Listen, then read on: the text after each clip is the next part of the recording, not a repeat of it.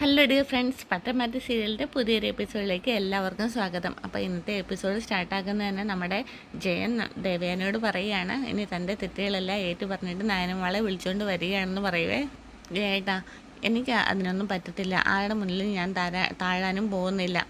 അപ്പം ജയൻ പറയുന്നുണ്ട്, അപ്പം പിന്നെ ഈ വീട്ടിൽ എല്ലാവരും മൂകമായിട്ട് ഇരിക്കുക തന്നെ ഉള്ളു നിവൃത്തി. എടോ, താനൊരു കാര്യം മനസ്സിലാക്കണം, ഈ വീട്ടിലെ മുത്തശ്ശനും മുത്തശ്ശിയും മാതൃശ്ശും എല്ലാവരും അവളെ ഒരുപാട് സ്നേഹിക്കുന്നുണ്ടെന്ന് പറയുക. അപ്പോൾ ദേവേനെ ചോദിക്കുന്നുണ്ട്, അപ്പോൾ ജയോട്ടനൊന്നേ അപ്പോഴത്തേക്കിനും കുറേ നേരത്തേക്കിനും മിണ്ടാതെ നിൽക്കുകയാണ്. മിണ്ടാതെ നിൽക്കുമ്പോൾ തന്നെ എനിക്ക് മനസ്സിലാവുന്നുണ്ട് ഏറ്റവും കൂടുതൽ ജയേട്ടനും അവളെ സ്നേഹിക്കുന്നുണ്ടെന്ന്. അവളെ ഞാൻ ഒരുപാട് സ്നേഹിക്കുന്നുണ്ട്, അവൾ എൻ്റെ മോള് തന്നെയാണ്. ഞാനുമായിട്ട് സഹകരിക്കുന്നതിൽ കൂടുതൽ അവൾ മുത്തശ്ശനും മുത്തശ്ശിയായിട്ട് ഏറ്റവും കൂടുതൽ സഹകരിക്കുന്നത്. പക്ഷേ എനിക്കെന്തോ അവൾ ഈ വീട്ടിലില്ലെന്ന് കരുതാൻ പറ്റുന്നില്ല. അവളില്ലാത്ത ഈ വീട് ശരിക്കും ഒരു പ്രതാലയമാകും. എല്ലാവരുടെ മനസ്സിലും ഒരു വിങ്ങലുണ്ട്. നയനമോളെ സ്നേഹിക്കാത്ത കുറച്ച് പേരുണ്ടല്ലോ, അവർക്കൊഴികെ ബാക്കി എല്ലാവർക്കും മനസ്സിലൊരു വിങ്ങൽ തന്നെയാണ്. എടോ, അതിന് പരിഹാരം കാണേണ്ടത് താനാണ്. ഇനിയിപ്പം ഞാൻ കൂടുതലൊന്നും പറയുന്നില്ല, പറഞ്ഞു കഴിഞ്ഞാൽ ചിലപ്പോൾ വഴക്കാകും. കട്ടായിട്ട് കാണിക്കുന്നത് നമ്മുടെ ആദർശിനെയാണ് കേട്ടോ. ആദർശ് ഇങ്ങനെ റൂമിൽ ഇങ്ങനെ ഇരിക്കുകയാണ്, ആകപ്പാടെ സങ്കടം വന്നിട്ടിരിക്കുക കേട്ടോ. അപ്പോഴത്തേക്കിനാണ് നമ്മുടെ നായനെ അങ്ങോട്ടേക്ക് വിളിക്കുന്നത്. അപ്പോൾ ബെല്ലടിക്കുന്നത് നോക്കിയിട്ട് മൊബൈൽ ഇങ്ങനെ ഫോൺ കയ്യിലെടുക്കും, ഇങ്ങോട്ട് വന്നിട്ട് എടുക്കണോ വേണ്ടോ എന്ന് വിചാരിച്ചിട്ട് എടുക്കാതെ വീണ്ടും ബെഡിൽ തന്നെ വെക്കുക. അപ്പോഴത്തേക്കും നമ്മുടെ നായന അയ്യോ എടുത്തില്ലല്ലോ എന്ന് പിന്നെ ബാത്റൂമിൽ വല്ലതും ആയിരിക്കും എന്ന് പറഞ്ഞിട്ട് വീണ്ടും വിളിക്കുവാണേ. എന്നിട്ട് നമ്മുടെ നയനെ വീണ്ടും വിളിക്കും കേട്ടോ.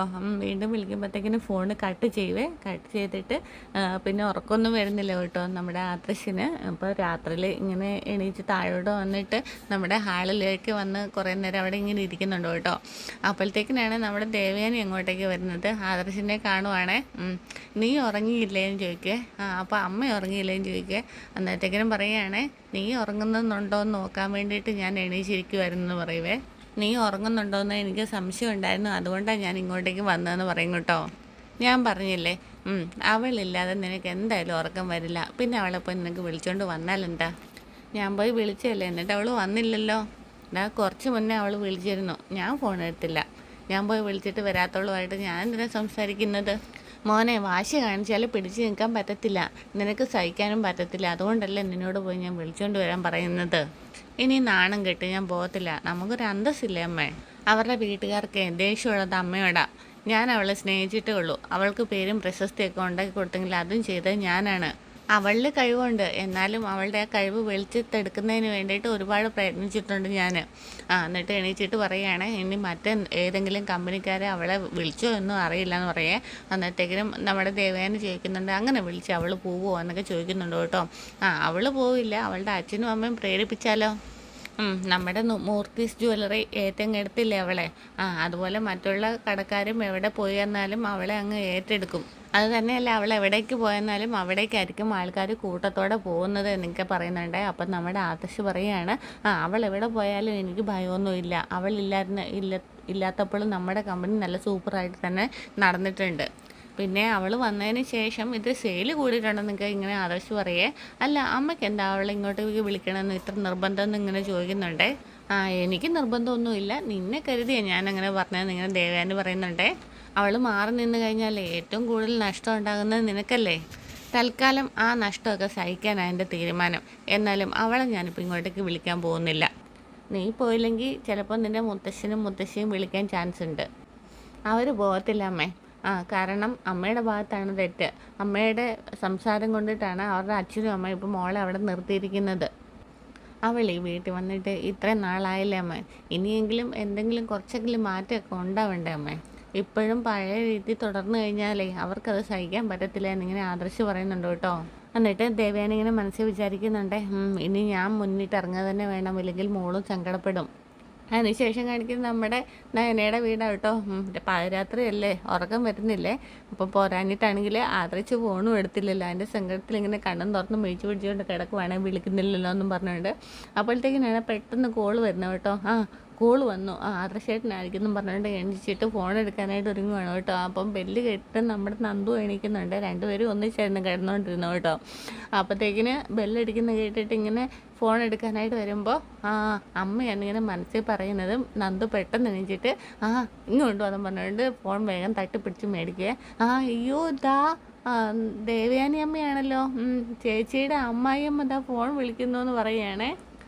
ഇനിയിപ്പോൾ അങ്ങോട്ട് ചെല്ലണമെന്ന് ആജ്ഞാപിക്കാൻ വിളിക്കുമായിരിക്കും എന്ന് പറയുവാണ്. അപ്പം നമ്മുടെ നയന് പറയുന്നുണ്ട്, അതല്ല മോളെ, ഞാൻ അവിടെ ഇല്ലാത്തത് കൊണ്ട് ചിലപ്പോൾ ആദർശേട്ടൻ ഉറങ്ങി കാണത്തില്ല, അതുകൊണ്ടായിരിക്കും അമ്മ വിളിക്കുന്നതെന്ന് ഇങ്ങനെ പറയുക. അപ്പം നമ്മുടെ നന്ദു പറയുന്നുണ്ട്, എന്താണെങ്കിലും അവരുടെ അഹങ്കാരം അങ്ങനെ ഇനി വിട്ടുകൊടുക്കാനൊന്നും പറ്റത്തില്ല.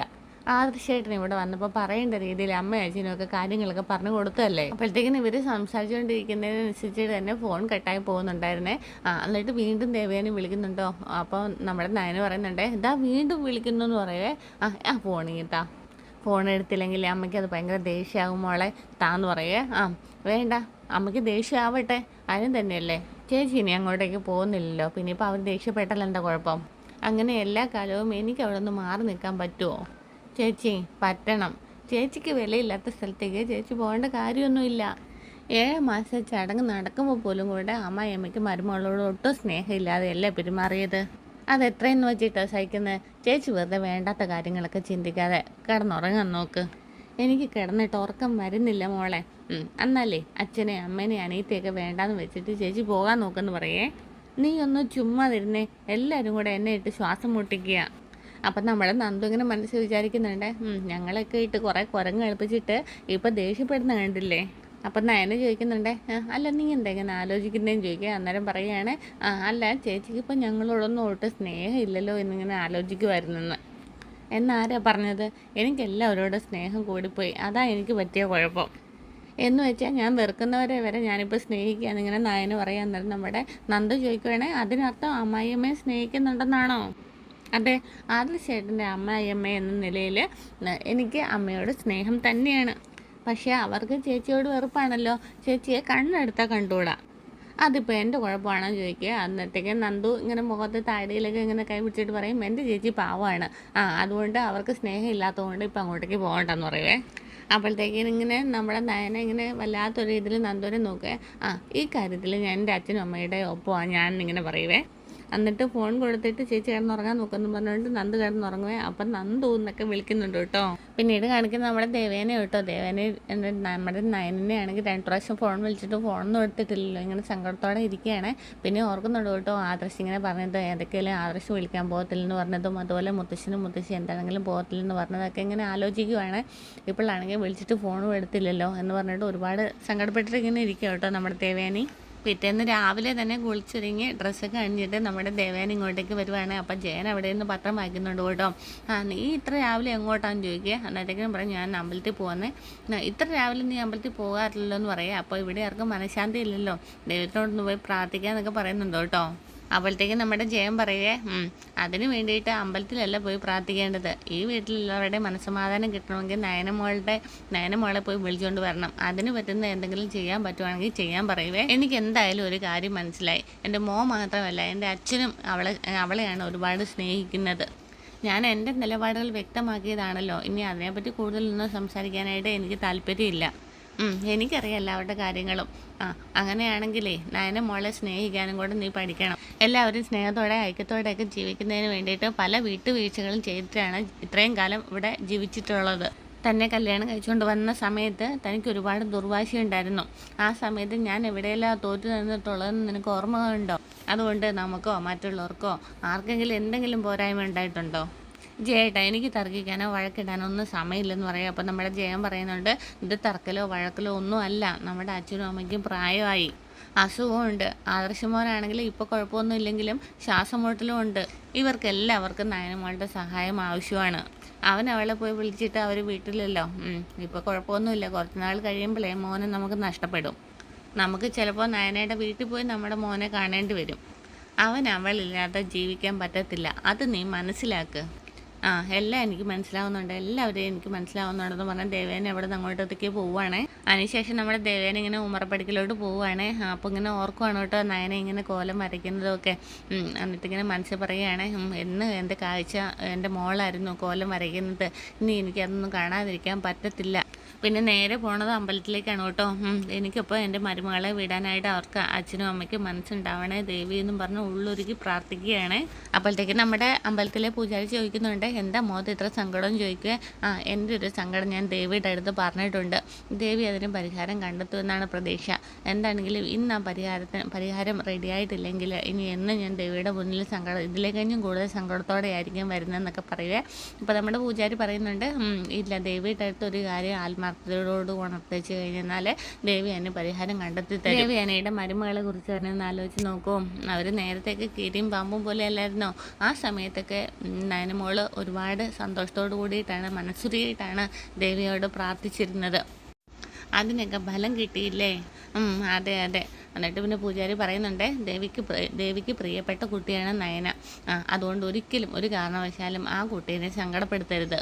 അങ്ങനെ ചെയ്ത് കഴിഞ്ഞാൽ അത് നമുക്ക് ദോഷമായിട്ടേ വരുള്ളൂ എന്നിങ്ങനെ പൂജാരിയും പറയുന്നുണ്ട്. ദേവിക്ക് പ്രിയപ്പെട്ടവരെ വിഷമിപ്പിച്ചാൽ അത് നമുക്ക് ദോഷമായിട്ടേ വരത്തുള്ളൂ. പിന്നീട് അവരുടെ പ്രാർത്ഥന ദേവി കേട്ടില്ലെന്നും വരും. ഞാൻ പറഞ്ഞത് ഇഷ്ടപ്പെട്ടില്ല എന്നുണ്ടോ എന്നൊക്കെ ചോദിക്കുക. അന്നേരം പറയുന്നുണ്ട്, ദേവയാനി പറയുവാണ്, അങ്ങനൊന്നും ഇല്ലയെന്ന് പറയുന്നുണ്ട്. അതിനുശേഷം നമ്മുടെ ദേവയാനി പ്രദക്ഷിണൊക്കെ വെച്ച് നാളികേരമൊക്കെ ഉടയ്ക്കുന്നുണ്ട് കേട്ടോ. പിന്നീട് കാണിക്കുന്നത് നമ്മുടെ ഗോവിന്ദനും നവ്യൊക്കെ ഇരുന്നുകൊണ്ട് ചായയൊക്കെ കുടിക്കുവാണേ. നയന ഇങ്ങനെ പ്രഷർ കയറി നടക്കുവാണ്. ആദർശേട്ടൻ വന്ന് വിളിച്ചിട്ടും പോയില്ലല്ലോ. അതിൻ്റെ ഒരു പ്രഷർ, അതിൻ്റെ ഒരു ടെൻഷൻ അവൾക്കുണ്ട് എന്ന് പറയുവേ. അതിന് നമുക്ക് വിഷമമില്ലേ മോളെ? പിന്നെ എന്തുകൊണ്ട് അവളെ വിടാത്തേന്ന് ഇങ്ങനെ നവ്യ ചോദിക്കുകയെ. അതിനുള്ള കാരണമൊക്കെ മോൾക്ക് പിന്നീട് മനസ്സിലായിക്കോളും. എന്തൊക്കെയോ മനസ്സിൽ വെച്ചുകൊണ്ടാണല്ലോ ഇപ്പോൾ അച്ഛനും അമ്മയും നന്ദും ഒക്കെ ഇങ്ങനെ സംസാരിക്കുകയും പെരുമാറുകയും ഒക്കെ ചെയ്യുന്നതെന്ന് ഇങ്ങനെ നവ്യ പറയുന്നുണ്ട്. അപ്പം നമ്മുടെ ഗോവിന്ദൻ പറയുന്നുണ്ട്, പറഞ്ഞത് എന്താണെന്ന് മനസ്സിലായില്ലേ? മോളുടെ 7ാം മാസത്തെ ചടങ്ങിന് വന്നപ്പോൾ അതുപോലെയല്ലേ അവർ പെരുമാറിയത്. അത് മനസ്സിൽ നിന്ന് അങ്ങോട്ട് പോകുന്നില്ല, എൻ്റെയും കനകയുടെയും. അപ്പോഴത്തേക്കിനാണ് ഡിയർ ഫ്രണ്ട്സ് പമ്പൽ ടെസ്റ്റുമായിട്ട് നമ്മുടെ ദേവയാനി അങ്ങോട്ടേക്ക് വരുവാണ്. അപ്പോൾ നമ്മുടെ നവ്യ പറയുന്നുണ്ട്, ആരാ വരുന്നതെന്ന് നോക്ക്. ആദർശേട്ടൻ്റെ അമ്മ എന്നിങ്ങനെ പറയേ. അപ്പം നമ്മുടെ ഗോവിന്ദൻ പറയുന്നുണ്ട്, ഇങ്ങനെ ഒരു വരവ് ഞാൻ പ്രതീക്ഷിച്ചതാണ്. ദേഷ്യം കാണിച്ചിട്ട് കൊണ്ടുപോകാനാണ് ഭാവമെങ്കിൽ ഒരു കാരണവശാലും മോളെ ഞങ്ങൾ വിടില്ല. അപ്പോഴത്തേക്കിനും നമ്മുടെ സിറ്റ് ഔട്ടിലോട്ട് നമ്മുടെ കനകയും വരും കേട്ടോ. അപ്പോൾ ഗോവിന്ദൻ അവിടെ ഇരിക്കുവാണേ. എന്നിട്ട് കനകയോട് പറയുന്നുണ്ട്, നമ്മളുടെ മോളുടെ അമ്മായിയമ്മ വരുന്നുണ്ടെന്ന് പറയേ. അപ്പോൾ നവ്യയോട് ചോദിക്കും, നയനെ എവിടെയും ചോദിക്കും, അവൾ കുളിക്കുമെന്ന് പറയുവേ. ഇപ്പോൾ കുളി കഴിഞ്ഞിട്ടുണ്ടാവും. അന്നത്തേക്കും നമ്മുടെ ദേവയാനി പറയുന്നുണ്ട്, നിങ്ങളുടെ മകളെ കൊണ്ടുപോകാനാണ് ഞാൻ വന്നതെന്ന് പറയാം. അപ്പോഴത്തേക്കിനും കനക ഇങ്ങനെ ഓന്നും പറഞ്ഞിട്ട് തലയിൽ കാട്ടുന്നുണ്ട്. ഗോവിന്ദനൊന്നും മിണ്ടാതിരിക്കുവാണ്. ആദർശിൻ്റെ ഭാര്യയാണ് നയന. ഇപ്പോൾ അവൻ വന്ന് വിളിച്ചിട്ട് പോലും കൂടെ നിങ്ങൾ മകളെ പറഞ്ഞു വിടില്ല. അപ്പോഴത്തേക്കും നമ്മുടെ ഗോവിന്ദൻ പറയുവേ, അങ്ങനെ വിടുന്നത് ശരിയല്ലല്ലോ. ഞങ്ങൾ നവ്യനെ വിളിച്ചുകൊണ്ട് വരാൻ വന്നപ്പോൾ ആദർശിൻ്റെ അമ്മ വളരെ മോശമായിട്ടാണ് അവളോട് സംസാരിച്ചത്. ഇപ്പോഴും നയനയുടെ ഒരു അന്യ പെൺകുട്ടിയായിട്ട് ആദർശിൻ്റെ അമ്മ കാണുന്നത്. ഞങ്ങൾക്ക് ഇതൊക്കെ മടുത്തു. അതുകൊണ്ടാണ് ഞങ്ങളുടെ മോളോട് ഇവിടെ നിൽക്കാൻ പറഞ്ഞത്. അപ്പോഴത്തേക്കും ചോദിക്കുവേ, അത് തന്നെയാണ് അവളുടെയും തീരുമാനം, അതോ അവൾക്ക് അങ്ങോട്ടേക്ക് വരുന്ന ഇഷ്ടമല്ലേന്ന് ചോദിക്കുവേ. അപ്പോൾ അതിനെ പറ്റിയിട്ടൊന്നും അറിയില്ലെന്ന് നമ്മുടെ നവ്യ പറയേ. അറിയില്ലെങ്കിൽ എനിക്ക് ചോദിക്കണം എന്നിങ്ങനെ പറയും കേട്ടോ. അതിനെപ്പറ്റി രണ്ടിലൊന്നും അറിയാൻ തന്നെ ഞാൻ ഇങ്ങോട്ട് വന്നതെന്ന് ദേവയാനി കലിപ്പി പറയുകയാണേ. നീ പോയി അവളെ വിളിച്ചുകൊണ്ട് വാ. ശരി അമ്മായി എന്ന് പറഞ്ഞുകൊണ്ട് നമ്മുടെ നവ്യ അവിടെ നിന്ന് അങ്ങോട്ടേക്ക് പോവുകയെ. ആദർശിനെ നയനയില്ലാതെ ജീവിക്കാൻ പറ്റത്തില്ല. അത് മനസ്സിലാക്കിയിട്ട് നിങ്ങളെല്ലാവരും കൂടെ ഒത്തുകളിക്കുകയല്ലേ. അങ്ങനെ ഒരു സ്വഭാവം ഞങ്ങൾക്കില്ല എന്ന് പറയാം. അപ്പോൾ പിന്നെ ഇപ്പം എന്തായി കാണിക്കുന്നതെന്ന് ചോദിക്കേ. അല്ല, ഇതുവരെ ഇല്ലാത്ത സ്വഭാവമാണല്ലോ നിങ്ങളെല്ലാവരും കൂടെ കാണിക്കുന്നതെന്ന് ചോദിക്കുന്നുണ്ടേ. അതെ, ഞങ്ങൾക്കൊരു വാശിയില്ല. പിന്നെ നയനമോളോട് പറയാനുള്ളതൊക്കെ ഞങ്ങൾ പറഞ്ഞിട്ടുണ്ട്. അതനുസരിച്ചിട്ട് നയനമോൾക്ക് എന്ത് വേണമെങ്കിലും ചെയ്യാം. അപ്പോഴത്തേക്കിനും ദേവയാനിയുടെ ഭാവമൊക്കെ പതിയൊന്ന് മാറുന്നുണ്ട് കേട്ടോ. അങ്ങനെ കനകയുടെ മുഖത്തോട്ട് നോക്കുന്നിടത്താണ് ഇന്നത്തെ എപ്പിസോഡ് അവസാനിച്ചിട്ടുള്ളത്. എന്താണെങ്കിലും മനോഹരമായ ഒരു എപ്പിസോഡാണ് കഴിഞ്ഞു പോയത്. ഇനി വരാനിരിക്കുന്നത് സൂപ്പറാണ്. അപ്പോൾ ചാനൽ ഇഷ്ടമായെങ്കിൽ സബ്സ്ക്രൈബ് ചെയ്യാനും ഷെയർ ചെയ്യാനും കമൻറ്റ് ചെയ്യാനും മറക്കരുത്. Okay, thank